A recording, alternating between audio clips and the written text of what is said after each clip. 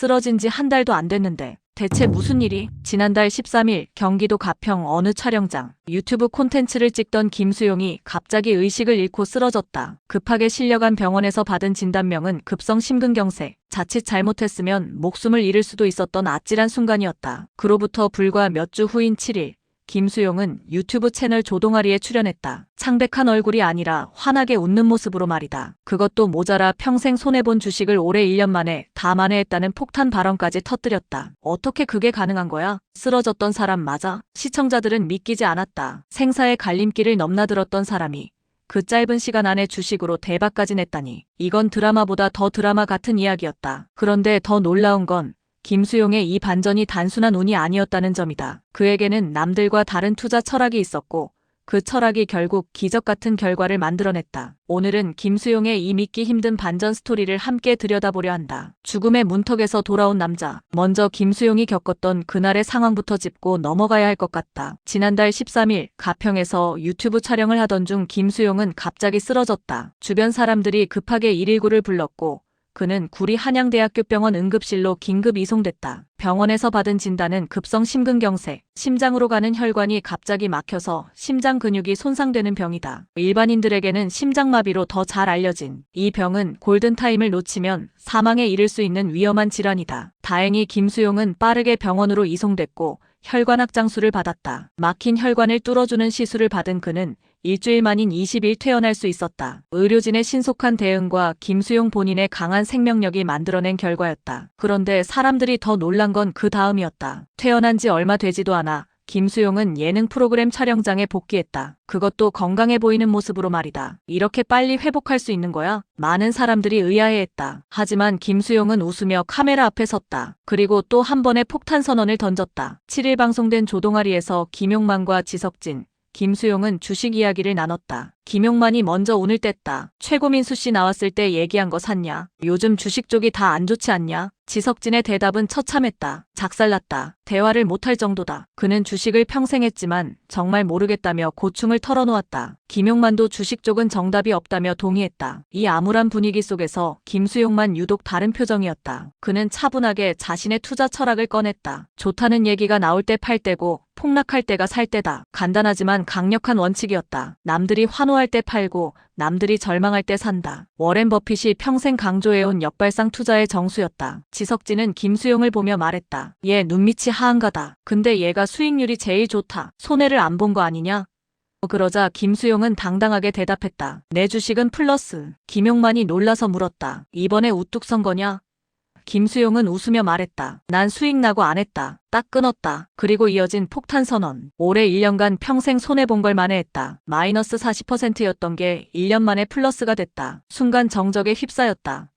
마이너스 40%라는 건 원금의 절반 가까이를 잃었다는 의미다. 예를 들어 1억을 투자했다면 6천만 원만 남은 상황. 많은 개인 투자자들이 이 지점에서 절망하고 시장을 떠난다. 그런데 김수용은 이걸 1년 만에 플러스로 돌려놨다. 최소한 40% 이상의 수익을 냈다는 뜻이다. 지석진과 김용만의 부러움 섞인 탄성이 터져나올 만했다. 김수용의 성공 비결은 단순했다. 역발상과 인내심. 좋다는 얘기가 나올 때 팔 때고 폭락할 때가 살 때라는 그의 말 속에는 주식시장의 진리가 담겨 있었다. 대부분의 개인 투자자들은 반대로 움직인다. 주가가 오를 때 더 오르겠지 하며 사들이고 떨어질 때 더 떨어지면 어쩌지 하며 공포에 떤다. 그리고 결국 고점에 사서 저점에 파는 실수를 반복한다. 김수용은 달랐다. 그는 남들이 환호할 때 조용히 나왔고 남들이 절망할 때 용기 있게 들어갔다. 마이너스 40%라는 손실 앞에서도 포기하지 않고 기다렸다. 그리고 시장이 회복될 때를 정확히 포착해 수익을 실현했다. 특히 수익 나고 안 했다. 딱 끊었다는 말이 인상적이다. 많은 사람들이 수익이 나면 욕심을 부린다. 조금만 더 하다가 결국 다시 손실로 돌아가는 경우가 부지기수다. 하지만 김수용은 목표 수익률에 도달하자 깔끔하게 정리했다. 평생의 손실을 만회했다는 목표를 달성하는 순간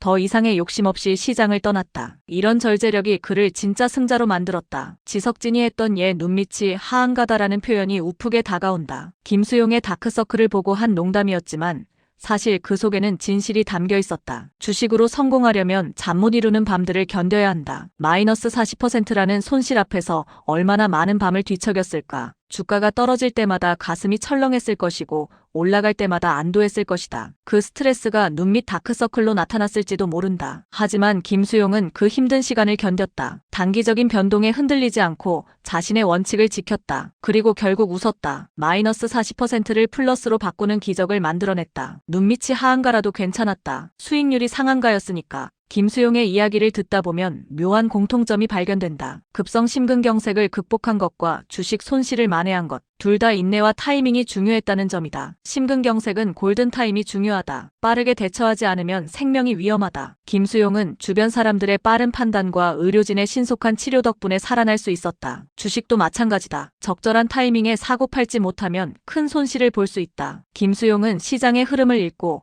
정확한 타이밍에 진입하고 빠져나왔다. 그리고 두 가지 모두 포기하지 않는 마음이 필요했다. 심근경색 수술 후 빠르게 회복한 것도 마이너스 40%의 손실 앞에서 포기하지 않은 것도 결국 김수용의 강한 정신력이 만들어낸 결과였다. 김수용의 이야기가 특별한 이유는 그가 전문 투자자가 아니라는 점이다. 그는 우리와 같은 평범한 개인 투자자였다. 손해도 봤고 실수도 했고 절망도 했다. 마이너스 40%라는 손실은 많은 개인 투자자들이 경험하는 수치다. 그 앞에서 대부분은 절망하고 시장을 떠난다. 역시 주식은 내 길이 아니야라며 포기한다. 하지만 김수용은 달랐다. 그는 포기하지 않고 공부했다. 시장을 관찰하고 타이밍을 기다렸다. 그리고 기회가 왔을 때 과감하게 움직였다. 그 결과 평생의 손실을 1년 만에 만회하는 기적을 만들어냈다. 이건 특별한 능력이나 내부 정보 때문이 아니었다. 단지 인내하고 배우고 원칙을 지킨 결과였다. 김수용의 이야기는 우리에게 말한다. 너도 할 수 있어. 포기하지만 않는다면. 지금 김수용은 건강도 되찾았고 재정적으로도 안정을 찾았다. 생사의 갈림길을 넘나들었던 사람이 이렇게 빠르게 일상으로 돌아온 것도 놀랍고 동시에 주식으로 대박을 낸 것도 놀랍다. 어쩌면 두 가지는 서로 연결되어 있을지도 모른다. 건강을 회복하는 과정에서 얻은 정신적 강인함이 투자에도 긍정적인 영향을 미쳤을 수 있다. 죽음 앞에서 돌아온 사람에게 주가의 등락은 더 이상 두렵지 않았을 테니까. 혹은 반대로 재정적 안정을 찾은 것이 건강 회복에 도움이 됐을 수도 있다. 스트레스가 줄어들면 몸도 빠르게 회복된다. 어느 쪽이든 김수용은 건강과 재테크라는 두 마리 토끼를 모두 잡았다. 그리고 그 과정에서 우리에게 귀중한 교훈을 남겼다. 김수용의 이야기는 희망적이다. 쓰러졌어도 다시 일어날 수 있다는 것.